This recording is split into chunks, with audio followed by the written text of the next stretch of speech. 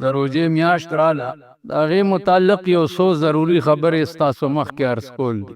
الله فرمایي چې ای هغه کسانو چې تاسو ایمان راوړی دی، کتب علیکم الصیام، فرض شوې ده په تاسو باندې روژه،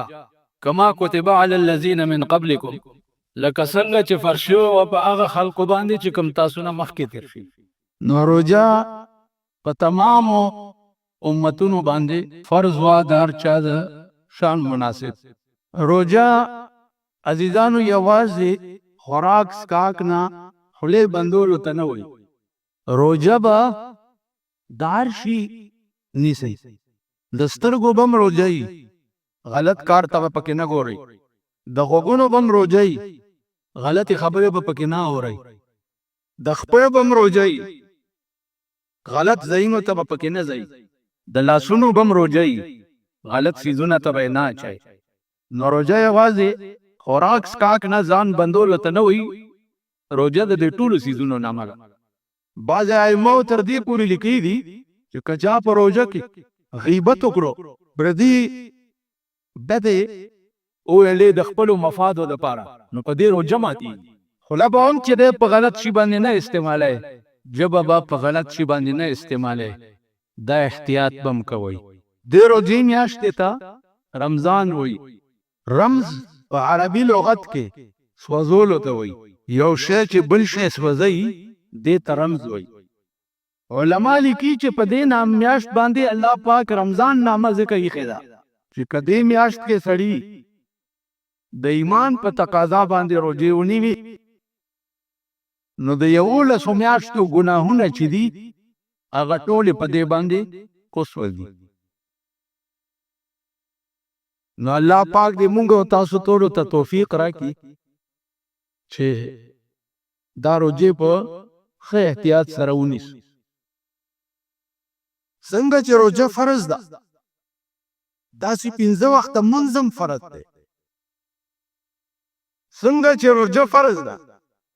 داسې چې پیسې ورسره یې حج هم فرض دی. روژه فرض ده، داسې چې پیسې ورسره یې زکات هم فرض دی. روژه فرض ده، داسې چې بل سړی دې ولیدو او د روژه ماتي او د پښیماني دره کې نه لګي، نو هغې سره امداد هم فرض دی. دا واورئ، که په یو محله کې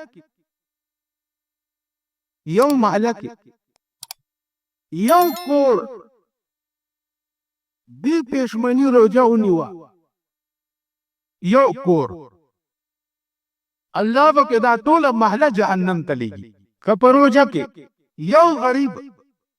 روژه ماتی نه او په تا ته پته ولګېده او د هغه روژه ماتی نشته او تا ولګه روژه ماتي بندوبست ونه کړو، الله به ټولو محله جهنم ته بوت. او دې ته نه وایي چې روژه مو نیوه او راشي د شپې حافظ پسې ودرېږئ او صاحب حافظ هم چې دی کوزه او پاس کېږي او غرډی څه چل دی ختم شو، ختمونه نه خلاصېږي. زمونږ بیړه تباه ده. زه درته په ایمان وایم او بیا درته په ایمان وایم چې دوه بزرګانو سره زما ملاقات شوی دی او هغه دواړه بزرګانو ته دا علم و چې د قبر حال به معلومولو چې دې مړي باندې لاندې څه حال دی. او دواړه بزرګانو چې کومې ادیرې ما ته ښودلې دي، 15 منټه به مراقبه وکړه او 15 منټه پس به ما ته وویلې چې بچیا دې ټوله ادیره کې داسې بلې نشته چې ته یې وګورې او زړه دې خوشحال شي. دا ټوله ادیره کې مړي چې دي دا ناست دی او غوښې ته غوسېږي لګیا دي. په قبر کې دا عذاب وي چې ناست به یې تیکه به درنه پرېږدي، چې چاله داسې لاندې راځي بیا به دا غوښه ورته جوړه شوي بیا به درنه تیکه پرې. دا ټول لري په قبرونو کې چې پراته دي غوښې ته غوسېږي لګیا. تاسو چې مړی حق کوي په هدیره کې څه کوئ؟ د مړي وارث راځي رضا د خدای رضا د خدای زبد خندیر بچی که رضا د خدای نه وای نو دا به مړ کېدی وایي تاسو چې رضا د خدای نه وای نو دا د خندیر بچی به مړ کېدی او د خدای رضا مردارې کو که نه نو بس هر سړی به ځان ورته ښیي چې رجا د خدای رجا د خدای دا دوا به یاده کړي دا دوا به یاده کړو په دې دې کې خپل چې دې واخلي هلته دې کېږدي ښه دې سنبال که بیا درنه لېږدي درته به راشي د قهره رېږدي تکیه دې خدای شه په ګورستان کې مرګ دې په سر د نیره فقیره شته به وخورئ په زړه توګیره آخر به لاړ شي د بیجه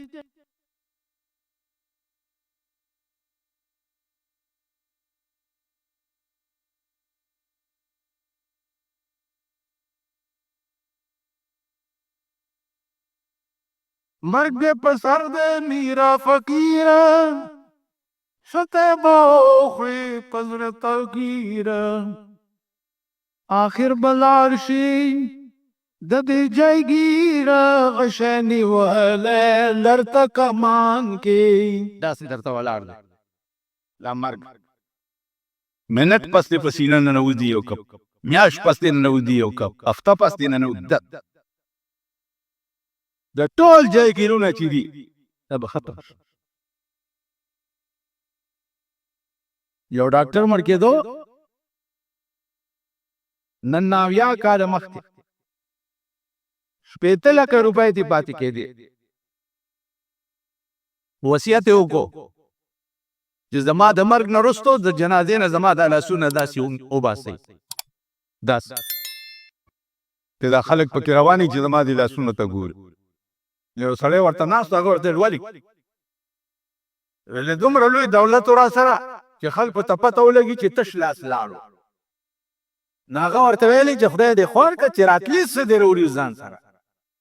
تاسو چې د موره پیدا کېدئ څه غوټه در سره وه څه دې راوړو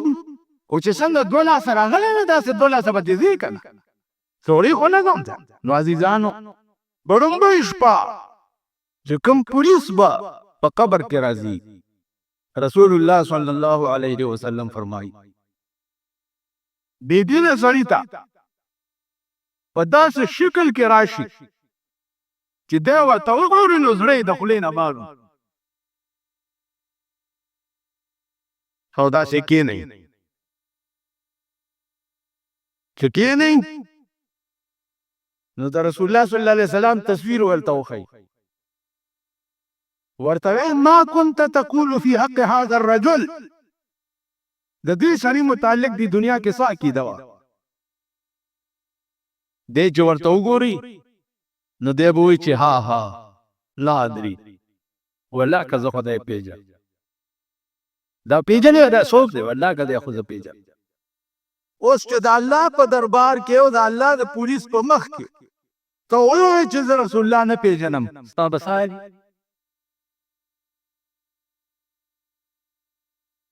ستا به څه دا خو به دې وړاندې نه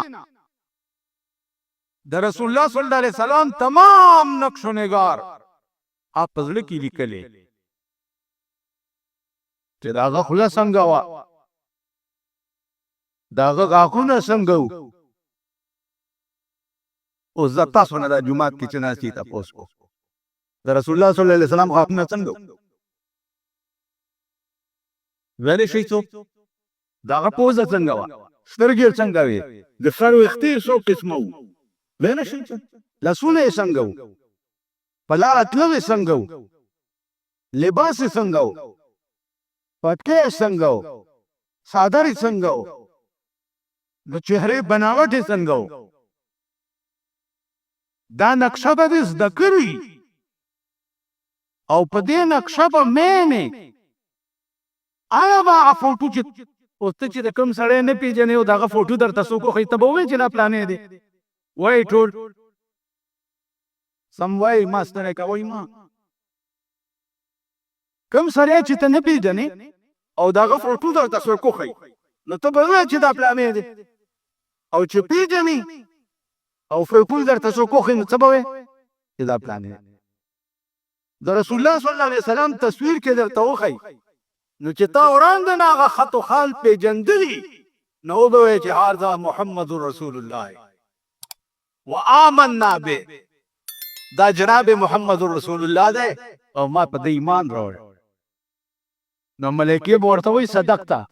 ته رښتیا وایې مونږ ته وړاندې نه پته وه چې ته به همداسې وایې او چې ته وایې چې ها ها لا ادري والله که زه خدای پېژنم ملایکې به وایي خبیثه مونږ ته وړاندې نه دا پته وه چې ته به همداسې وایې نو په دې قبر کې بیا پې عذاب مقرر شي یا پې لرمان مقرر شي تر قیامته پورې یا قبر یې تنور شي او اور پکې بلیږي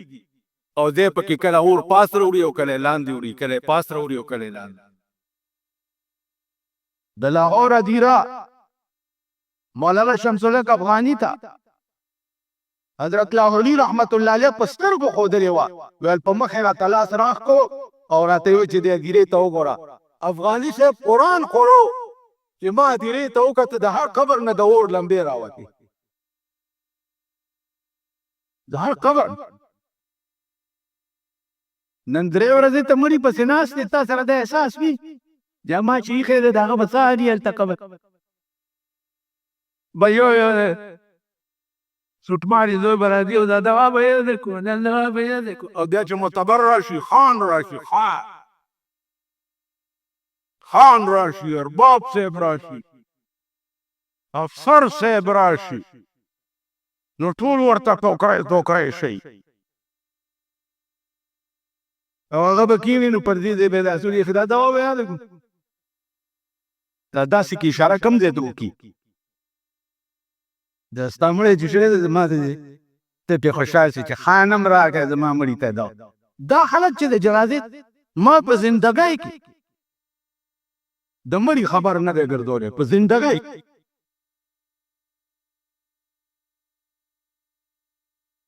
ويكره اعلام الميت في الاسواق والمحلات په بازارونو او په جوماتونو کې او په بازارونو کې د مړي خبر ګرځول چې دي دا حرام دي د مړي خبر ګرځول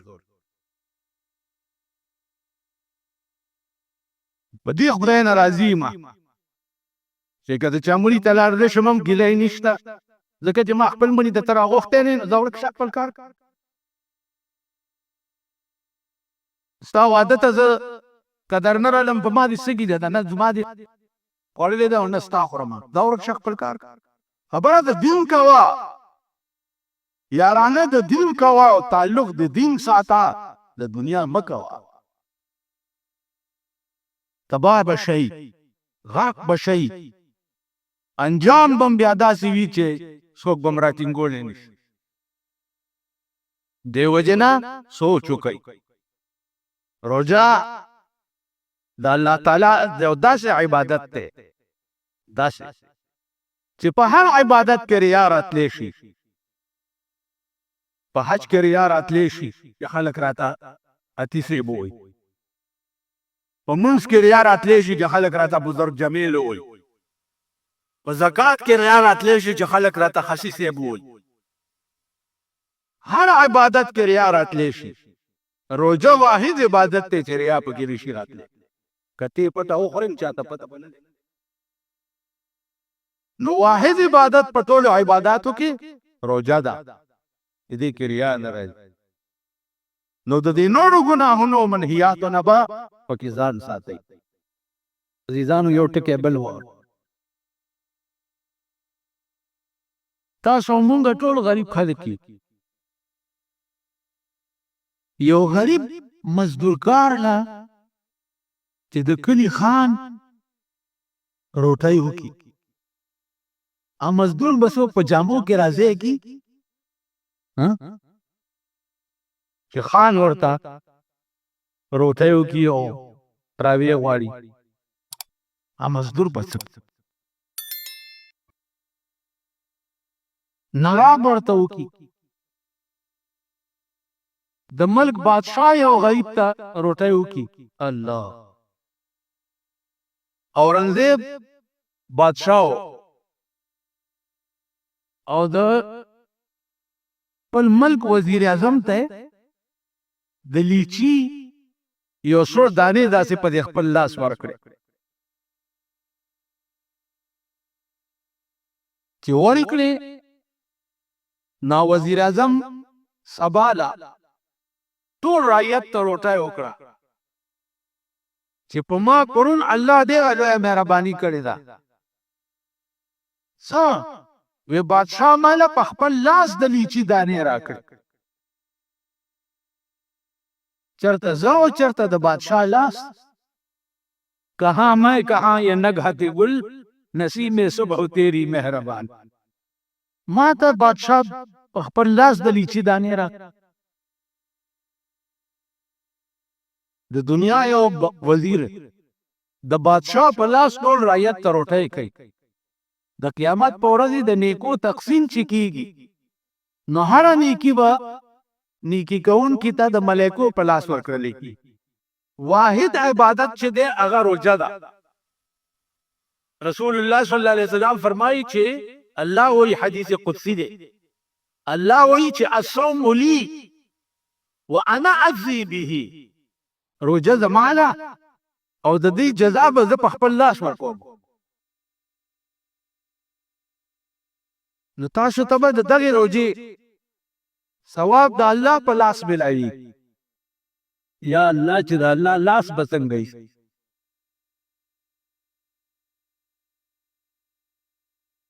یو روایت دا چې اصوم لی وانا اجزا به روزه زما ده او د روزې په بدل کې به روزدار ته زور کړل کېږم الله وایي د روزې په بدل کې به روزدار ته زور کړل کېږم یعنی زما د روزدار شم پدې لنډای بوچه روزه باندې الله وسلا شي اسی وما یو طرف ته زمون د عبادتو ته ګوره زمونږ د کمزورۍ ته ګوره او بل طرف ته د الله د فضل او د رحمتونو او نعمتونو ته ګوره او یو ور درته کوم عزیزانو چې دا واورئ نن سبا هو روزه ماتي دپاره د خلکو څه نخرې جوړې کړي په خپلې علاقې کې چې کوم ځای اوسېږئ دا کوشش بکوي چې اسنه چې درو جماعتي وختي او د چارو جماعت نه وي جب تباشي غرق پشي په خپل علاقې کې به دا سر کوي چې اسنه چې څوک بے پښمنی پاتې نشي څوک بے چای پاتې نشي نو ته به وایې چې مونږ ځان له چې سکړیا به بل ورکو تا یو سړی راته بل ورځ له مونږ ځان له چې سکړیا به بل ورکو کینه د ګډي بچیا تا ځان له سکړي او ته واه به دې پخکړي ټیپر به دې پکې چوري چټنی مټی به دې ځان له سکړي په خدای قسم حضرت علی او بی بی فاطمه قسم وخورو امام حسن او حسین نا جوړو چې یا الله کدا دواله جوړ شو نو مونږ بدرې اوجه تا د پاره ودیس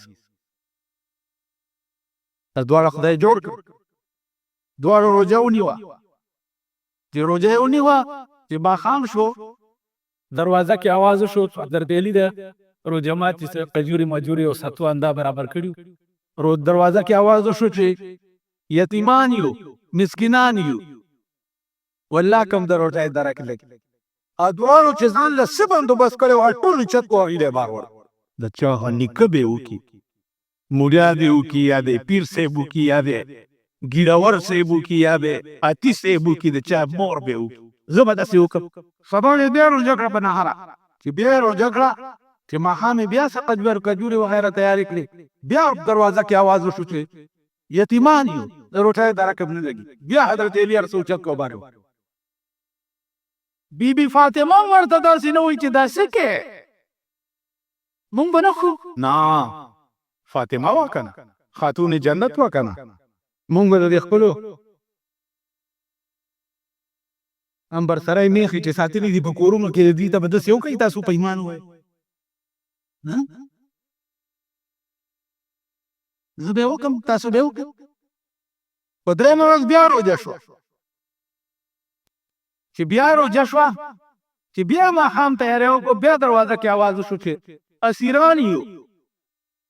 د روټۍ دا کم نه لګي بیا سوچت کور قرآن راغی چې یوفون بالنذر ویخافون یوما کان شره مستطیرا ويطعمون الطعام على حبه مسكينا ويتيما واسيرا قرآن دا په وفای په نظر ولې وکړه چې دا ورځ نه یریده چې په کوم ورځ به شر به په ټوله دنیا خور او بیا روټۍ وخوړله په چا په مسکینانو یتیمانو اسیرانو باندې او بیا ورته وایي څه انما نطعمکم لوجه الله روټۍ خدای دپاره در باندې وخوړله لا نريد منکم جزاء ولا شکور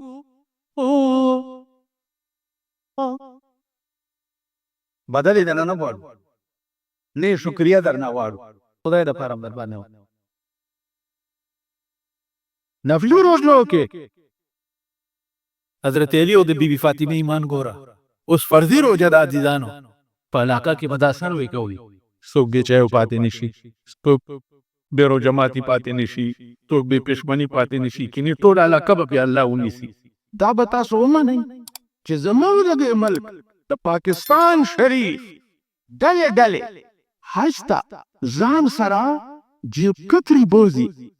دی ورته ناست دي او هغې ټوله ورځ د حاجیانو نه جیبونه کټ کوي یو حاجي راشي چې ما دومره پیسې رانه ورکړې شوې یو بل راشي دومره رانه ورکړې شوې بل راشي دومره په مکه کې یعنې دا به تاسو ومنئ چې زه په سن 65 حج ته تللی وم او چتری به راسه د بیت الله شریف په خوا کې مې کې او زه په مونځ ودرېدم او زه ورته اوس په مونځ کې ګورم او یو سړي اوچته کړه او منډه یې نو مونځ مې ورپسې ماتولی نه شو او بچې نادیزانو زما عرض دا دی چې دا ګناهونه د بخښنې نه دي او مه په دې تمه کېږئ چې جومات له د یو کجوره راوړه 50 کروړه کجورې ثواب دی او پکوړې دې که راوړې او دومره ثواب دی پکې اوس پکوړې میکوړې به ټولې په دې کونه در ومنډلی شي او جهنم ته به دې روان کړي پکوړو میکوړو خبرې نشته تاسو خیال را پردی حق عمر له بیره تباد